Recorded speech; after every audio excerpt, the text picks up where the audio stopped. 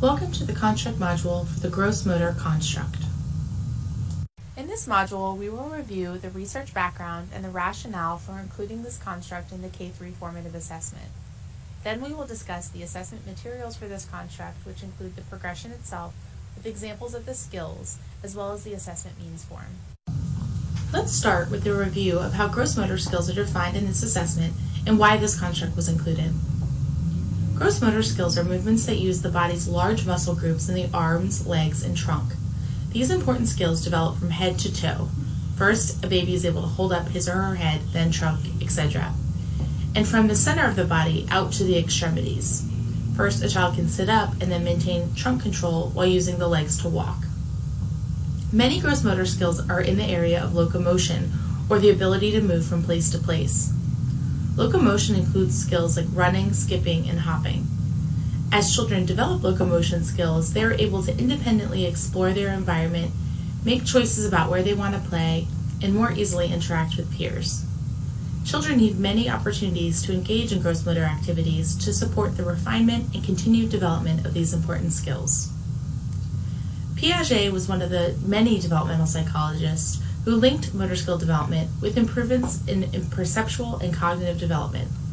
Since that time, research continues to show links between gross motor skills and other areas of development, including cognitive and emotional development. Gross motor development has been shown to influence children's performance in school, their mental health, and their social skill development. Recent research stresses the importance of facilitating both motor and academic development, as the two continue to be linked in neuroscience research. Let's walk through the skills in this progression one by one to help better orient you to what you'll be looking for in your classroom. Skill A is walks on a flat foot or walks on the toes. This skill level describes a child who either places his or her entire foot flat on the ground, so not hitting the ground with the heel first and then rolling onto the ball of the foot, or a child who walks on his toes or balls of the foot. A child at this skill level may also walk with their feet wide apart and may appear unsteady. The examples here illustrate two children who walk in this way.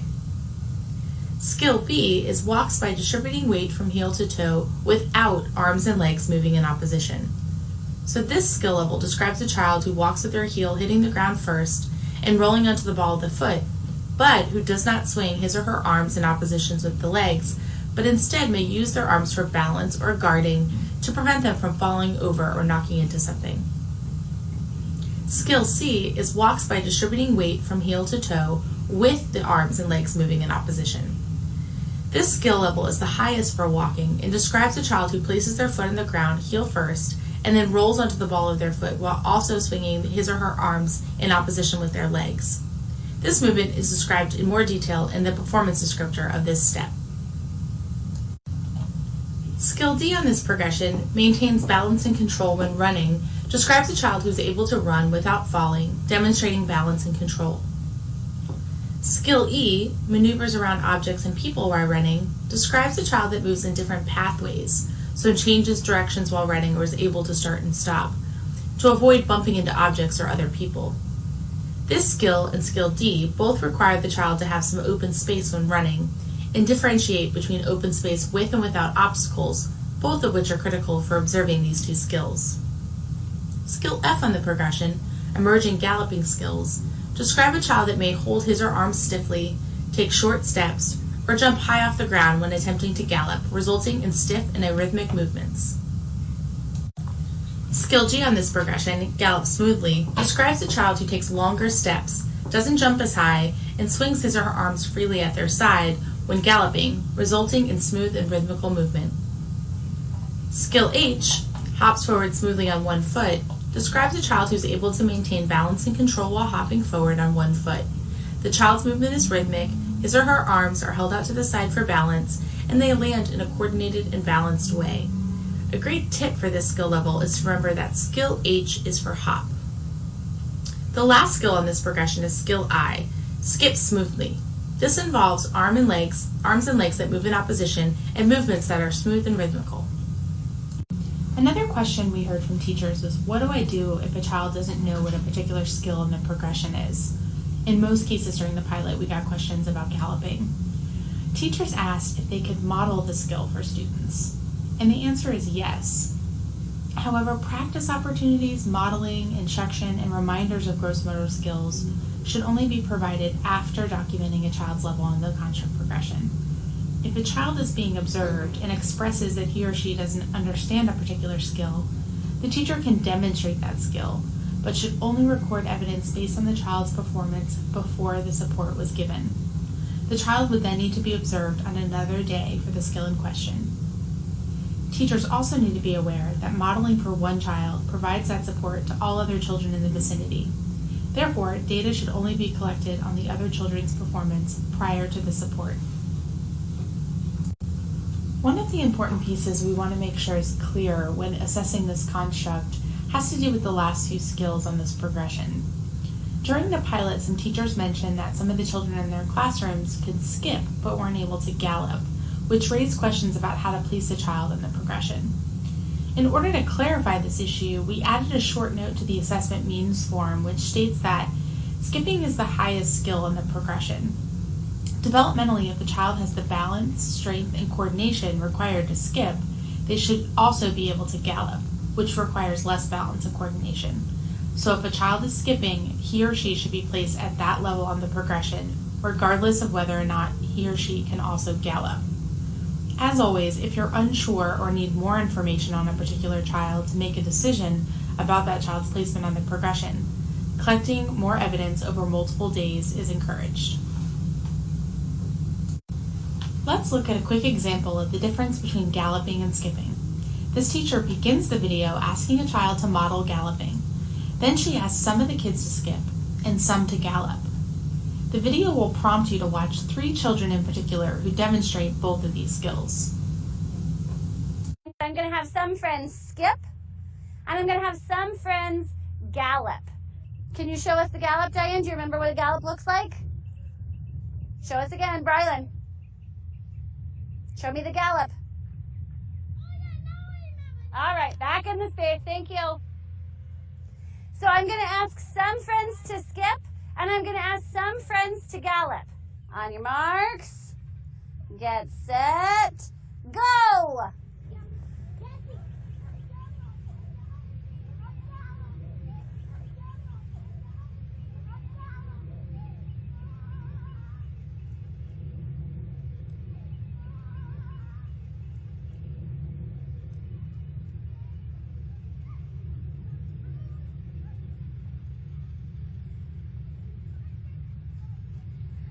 Skip it, right back to your line.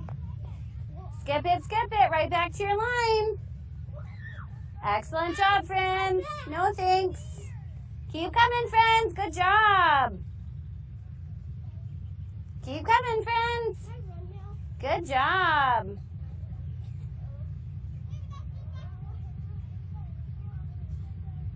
Excellent. All right. Have a seat. This video is a great example of how children's abilities related to skipping and galloping vary greatly. The child labeled as number 1 was trying to skip, but was not doing so smoothly. So another piece of evidence, or perhaps asking that child to hop or gallop, the skills just below skipping, would be helpful in determining where to place her on the progression. Child number 2 was able to gallop smoothly, so she could be placed at skill level G. And child 3 was a strong and smooth skipper and could easily be placed at the top of the progression on level I. Since this is a longer construct progression, it might be helpful to refer to the assessment means form before observing for this construct. The assessment means form for gross motor, seen here, includes information a teacher can use when he or she is ready to begin assessing for this construct. The top of the form includes a reminder that teachers should try and assess children in the most naturalistic environment first, i.e. with observation, before they move on to situations or tasks. Included on this form are definitions of key terms used in this progression, instructions on how, and notes about where to potentially observe students demonstrating these skills. Note that there are no materials required to observe students demonstrating these skills. The form also includes reminders about how to place children on this progression, as well as observation prompts to avoid, including modeling for the child or observing a child when he or she is clearly frustrated or distracted. This part of the assessment means form includes examples taken directly from the construct progression form as well as skill level teacher instructions/reminders. These are a quick reference for teachers and serve as a reminder of the skills in this progression. The next page of the assessment means form includes a Simon Says game, which is the situation that was created for this construct. The form includes instructions for the teachers, a list of materials, and reminders the teacher can use during the activity. The final section of the assessment means form includes the task that was created for this construct. This part of the form includes a purpose, the setting, a suggested group size, as well as a list of materials and detailed instructions for completing this activity. Keep in mind that a task is a very intentional activity that is meant to be done one-on-one or in small groups. The task is meant to be used when neither the observation nor the situation provide the teacher enough information to make a decision about a child's learning status.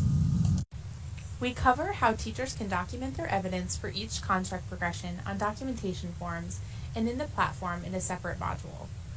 We do want to point out that we have developed watch fors for each construct, which are brief reminders and keywords that help differentiate the skill levels on the progression. These can be found on the documentation forms as shown here, and on the platform as shown here. Okay, just to recap, gross motor is a construct in the physical motor domain. It includes a range of locomotion skills, including walking, running, galloping, hopping, and skipping. It consists of 9 skills or steps on the progression and has an associated situation and tasks that were created for it. Thank you for your time today, and we hope you learned something new about the gross motor construct.